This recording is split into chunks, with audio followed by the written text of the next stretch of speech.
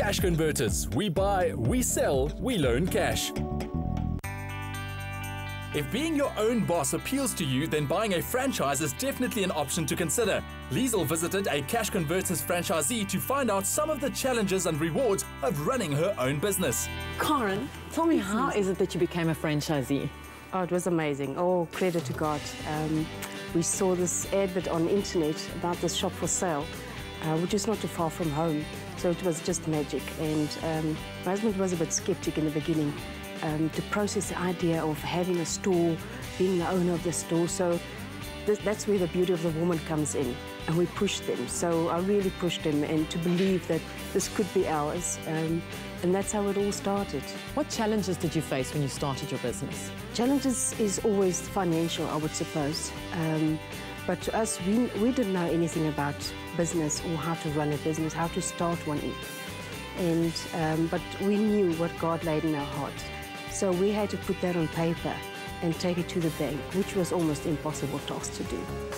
Karen has a very hands-on approach when training her staff and takes pride in their ability to meet client expectations. Her franchise employs 18 people and more than half are women. We have so many females working for us because we believe women empower South Africa. Now, this month is Women's Month. What role does women empowerment play in your business? My mom always used to tell me, if you can't look after a penny, you won't be able to look after millions.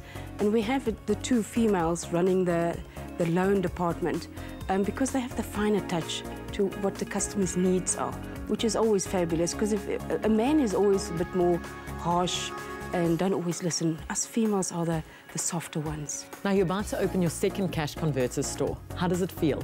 It's amazing. It's beautiful. It's like the new business all over again. It's very exciting. It's very nervous because you don't know what to expect in the new town where we're going to open our new store.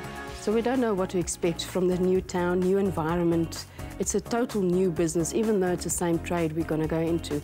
But it's very exciting, but like I said, it's very nerve-wracking. Karen, thank you so much for inviting us to your store and for telling us more about what you do to empower women in business. Cash Converters offers a 360-degree support system for their franchisees to ensure that the challenges of setting up a new business are not overwhelming. Karen proves that women in business are a cornerstone in creating opportunities and driving our country's economy.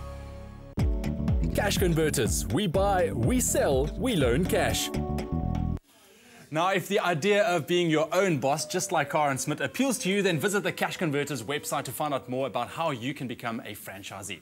Right now, though, we are joined by the Vice Chair at the Business Women's Association of South Africa, who also owns her own law firm and is here to chat about the effectiveness and importance of women in small business. Robin, hey, Robin, good morning. Welcome to Expresso. Thank you. Good morning. And it's so nice to hear that you work passionately, to empower women in business. But where does this passion of yours come from? Well, in 2008, I'd been working in a large law firm, one of the big commercial law firms in Cape Town, for about 6.5 years. And then with the recession hitting, I was voted off the island. The tribe spoke. Oh, no. My immunity necklace was taken away.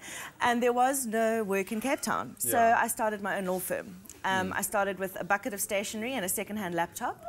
And now, after 4 years, I've got 2 partners, and we're a law firm of 14, of which 13 are women.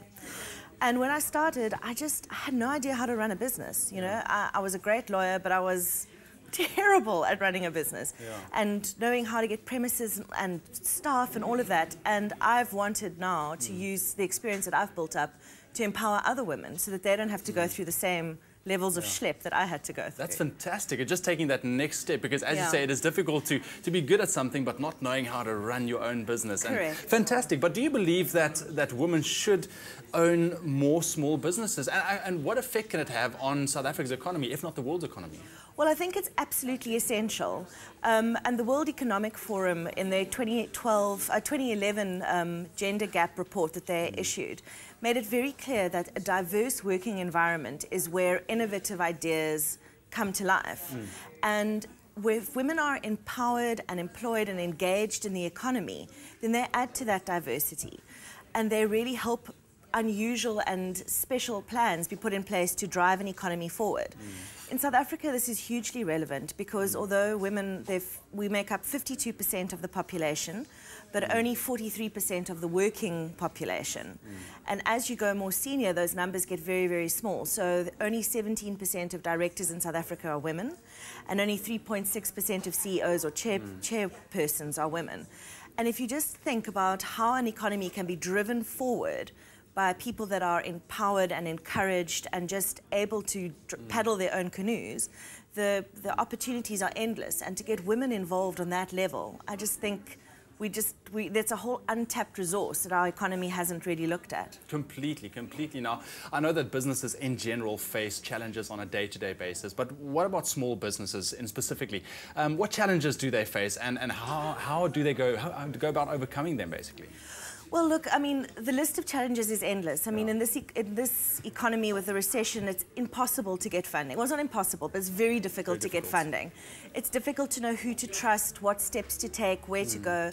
And the real way to get around that is to build relationships. So I'm a firm believer in mentoring and networking, which is why I do belong to the BWA and why I believe passionately in what they do. They provide a platform for women who are experienced to come in and mentor younger women and vice versa.